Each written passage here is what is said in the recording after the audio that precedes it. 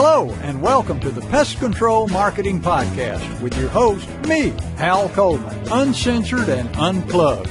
Pay attention, take lots of notes, because you're going to find out exactly how to get more new customers, more referrals, and grow your business. Hal Coleman has been active in the pest control industry for over 40 years, including owning and operating his own successful pest control business for 18 years. He now devotes his time to helping other PCOs and other WCOs double, triple, and even quadruple their businesses faster than they ever imagined. Be sure to check out his website, pestcontrolmarketer.com.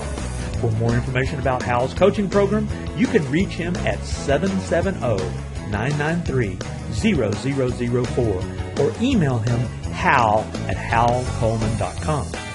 Mike Stewart is known as the Internet audio and video guy. Since the birth of the Internet, Mike has been showing small business owners how to get more new customers, increase their sales, and grow their businesses online using audio and video, now with iPhones and Android phones. For more information about Mike's coaching program and his online training courses, visit MikeStewartCoaching.com or email him mike@internetaudioguide.com. Well, this is Hal Coleman, and welcome to another episode of the Pest Control Marketing Podcast, here to help you get more customers, generate more referrals, and make more money. And I'm here with my good friend and cohort, Mike Stewart. You there, Mike? You better believe it, Hal. Hope you're doing well. I know folks have actually said where we've been for a while, and it's a physical thing. You know, it's hard to do a podcast and cough, isn't it, Hal? Yeah, it's flu season, and my whole family's been down with it, and I actually had it cough my head off for 5 weeks. So I might cough during this podcast, but you know what? This is live. So if we cough, we cough. But anyway, Mike, you know, you and I are working on some projects together, some training and coaching programs for pest control. And what we're about to do is launch a follow-up campaign for our subscribers and people who have reached out to us in the past and leads that we have. We're about to buckle down and do some hard work there with a follow-up. Do you know why we're going to do that? Well, you know, Hal, I've heard in marketing seminars and from experts for years a little phrase that is called, there's a fortune in the follow-up. And that's where when you get good targeted leads, when you get people who raise their hand, which in fact our friend Dan Jordan said, you know, when somebody raises their hand and says, I'm interested in knowing more, that ain't even a cold call. That is a warm lead. But most people drop the ball and wait too long or never follow up. And then that's why they don't get business. They don't know they lost. That's exactly right. And so we're going to talk about the fortune in the follow-up for pest control companies and wildlife control operators. You know, when I just pound this into my coaching clients, that when somebody calls you on the telephone and they're interested in pest control or wildlife control, and they're just calling to get information, that is about as hot. That's not a warm lead. That is a scalding hot lead, because they don't sit around and say, you know, I'm kind of bored this afternoon. I think I'll get on the internet and look up and call some pest control companies and talk about pest control. Now, they'll do that with cigars or wine or food or model airplanes or race cars or baseball, because they call around just out of boredom to talk about things that they're passionate about. But nobody is passionate about having a bug problem and having to find somebody to help them. Just like nobody sits around out of boredom and calls plumbers or roofers or house painters or electricians unless they have a problem or an issue. So when somebody calls a pest control company, two things have happened. Number one, they've got an issue. They've got a problem. They've got a pain. and they're trying to find somebody to make that pain go away. So they have a problem, and they're trying to find somebody to solve the problem for them. So if we should sell them on our first contact, but we fail to do that sometimes because they're not maybe ready to buy. But we need to follow up with them, and not just let them hang up the phone and say, "Well, I'm checking around. I'll be back in touch with you." They need to get a phone call from us later that day or the next morning, following up with them to let them know that we're thinking about them. Because, the research shows that 82% of people buy something after from 5 to 12 contacts. 82% of people make a purchase after 5 to 12 contacts. But also research shows that 91% of salespeople quit after 2 to 4 contacts. So, for instance, if you've given somebody a termite proposal, or you've and you've called them and they say, "Well, I'm not ready to do that. I'll probably do it in a month or two." You need to follow up. "No, I'm not ready to do it yet." You need to follow up. Because what that means is 91% of salespeople quit after 2 to 4 contacts. They're leaving 82% of the potential business on the table because they just quit on it. Somebody calls and says, "Have you called that other guy yet?" "No, look, I've called him 3 times. He told me no 3 times. I don't want to call him anymore. I don't want to bother him." Yeah, well, what if he doesn't say yes until the 6th or 7th or 8th or the 9th time? So this is a big deal. There's a ton of money that gets left on the table because people quit on it and they don't follow up enough. Well, I've got some questions here because, you're the guy who owned the pest control agency, and what is the typical scenario when somebody calls that most people do? And you've got to, as a listener, you've got to ask yourself, is this you? It's real simple to say, keep following up until you get the sale. I mean, how many times should you follow up? You're sitting here making a suggestion of as many times as it takes is a real good answer. But what typically do people do? Somebody calls, Mr. Jones calls in, and he's just got questions, and he's a lead, but he's not ready to buy on the first call. What do most people do, and can you point out here what they need to do differently? Yes, and our friend Larry Latimer, I asked him one time, "When do you quit following up?" He said, "One of 3 things has to happen." He said, "They either have to buy, they die, or they get an unlisted phone number." So it's never. But what happens a lot of times is somebody calls and says, "Look, I think I have a termite problem, and I'm just calling around. I need to get some estimates to have somebody come out and take a look at it."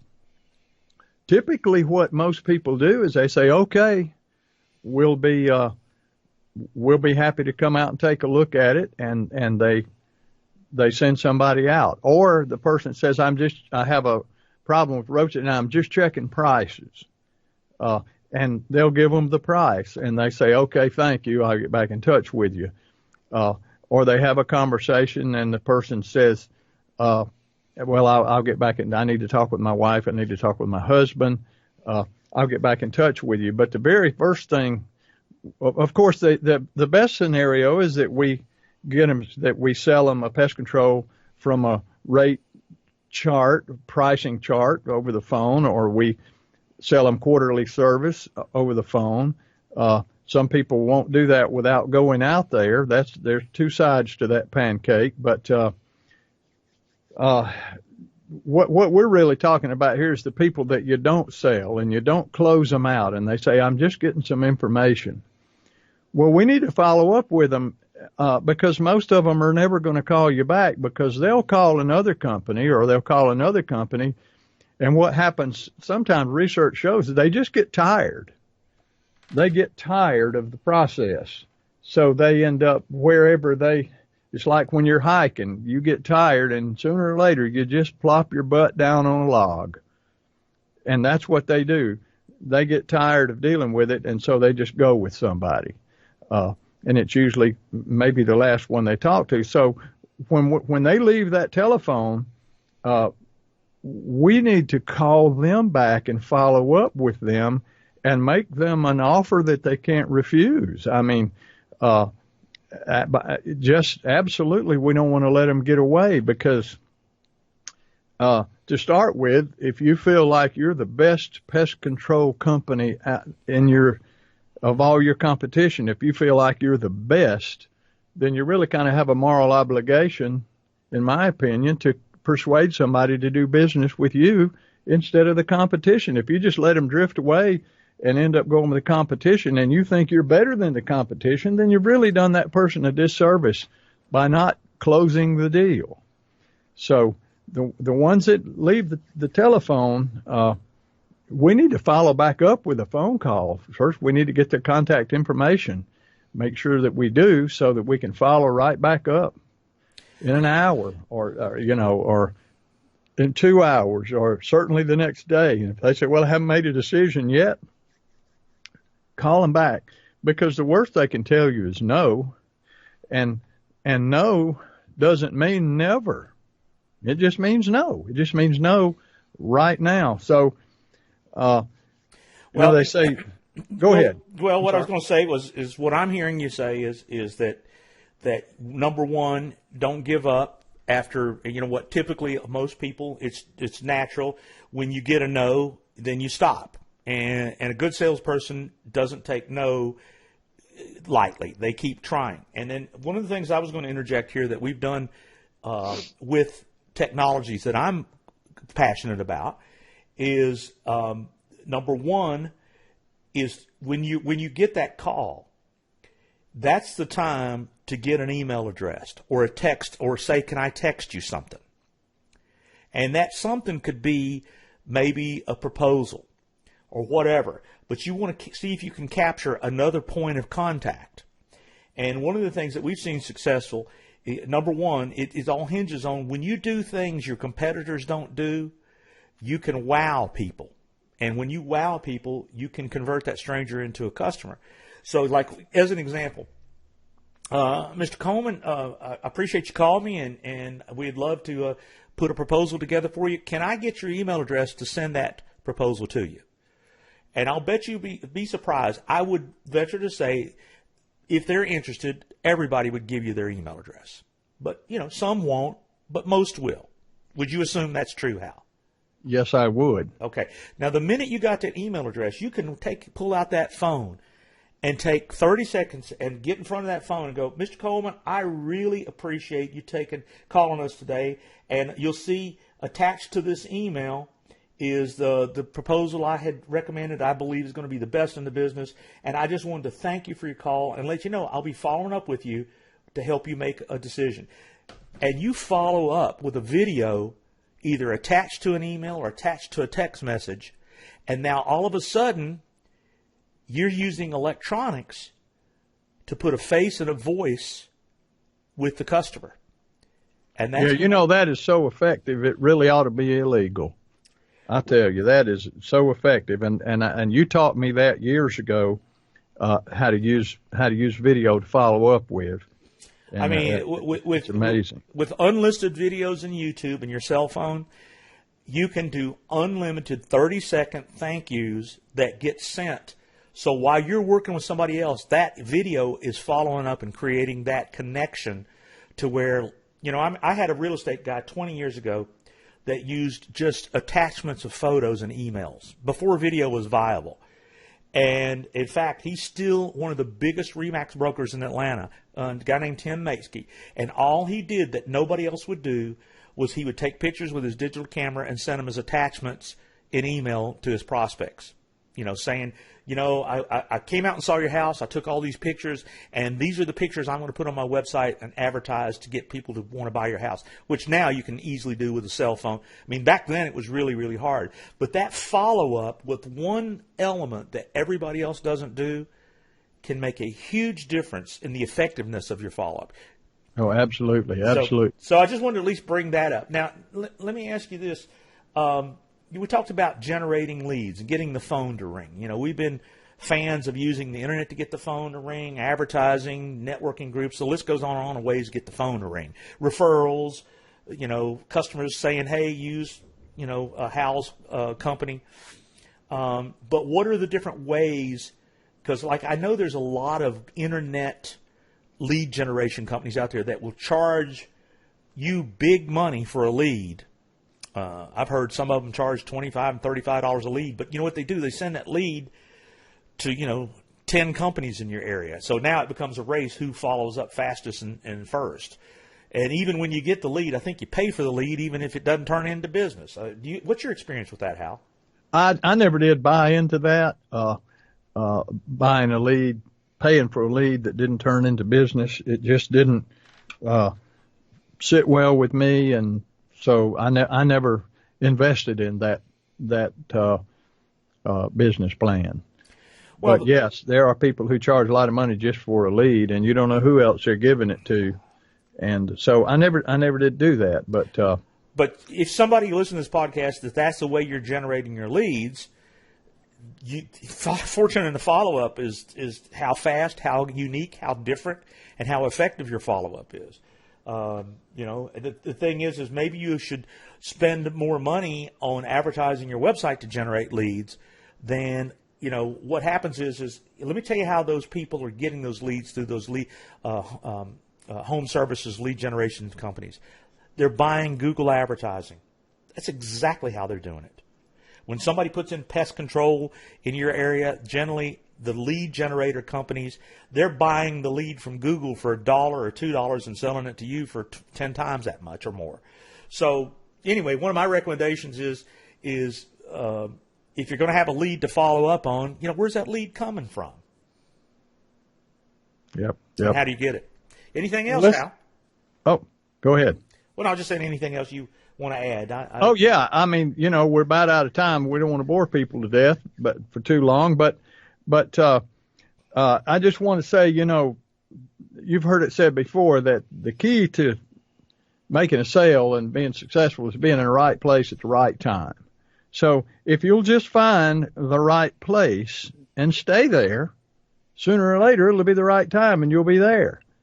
And when it comes to follow-up, the right place to be is in their head, in their mind, on their mind. You follow up, and you can follow up with phone calls, text messages, emails, thank you cards, handwritten notes, cards, letters, voice. You can just keep following up to stay in touch with somebody, because sooner or later, the answer is going to be yes.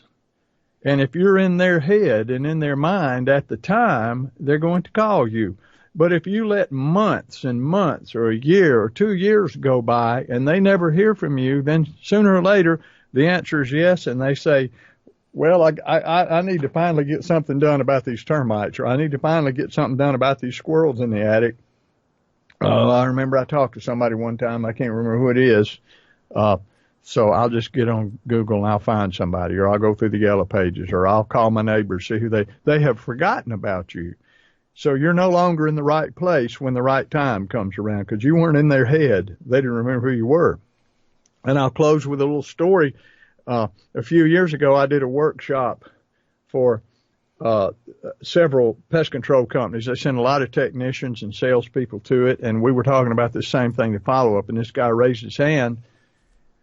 He said, I'll tell you this story. He said, a while back I was going through my desk drawer. Now this has been a few years ago. And he said, I found a proposal, and I don't know how it got underneath this paperwork, but he said, there it was, a termite proposal that I had made 17 years ago.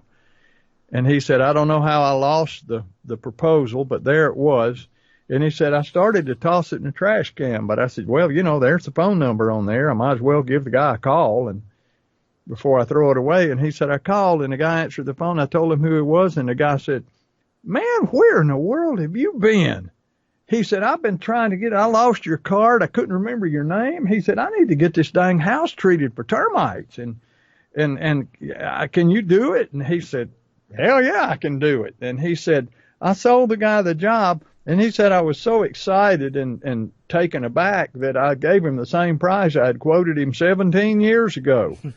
And he said, I would, there it was. The guy had been waiting 17 years for me to call him back. And he said, I felt very sheepish that I hadn't done that, but I'd lost his proposal. But it just goes to show you, no doesn't mean never. It just means no right now. So you stay in touch. You say, may I, well, we may get something done in the springtime, maybe. Well, with your permission, and I always would ask permission, say, with your permission, may I give you a call sometime around the middle of April and check with you? Sure, that'll be fine. And you just make a note, put it on your calendar, call him in the middle of April. If he says, well, my husband's out of town, he's coming back next week, and we'll try to make a decision. Well, may I give you a call Friday afternoon? May I give you a call? And if they say, no, don't call me, then don't call them. Send them an email. Go to plan B. Just never give up. Follow up, and you will make more sales, you'll make more money, and you'll grow your business faster if you're relentless with your follow-up. And that's all I have to say about that, Mike. Well, Forrest, run, Forrest. We'll see you next time. Okay, Mike. I hope this was helpful, folks. Hey, listen, visit our websites, pestcontrolmarketer.com. You can find out more about my coaching program. Mike, where should they go to find out more about yours? Well, be sure to check out Pest Control Marketer Gold, and be sure to check out Pest Control Marketing Video Service. We'll be talking about those in the future and the importance of all of that. And we'll see you next time, guys. Bye, Mikey. Thanks for listening to the Pest Control Marketing Podcast. Be sure to subscribe to our podcast in iTunes and on your phones and in Stitcher on your Android. But more importantly, go to our website, pestcontrolmarketingpodcast.com. Subscribe to our email list to always be notified of new episodes. You're never going to want to miss what we've got coming up next, and you never know what we're going to be able to do to help you with your pest control marketing.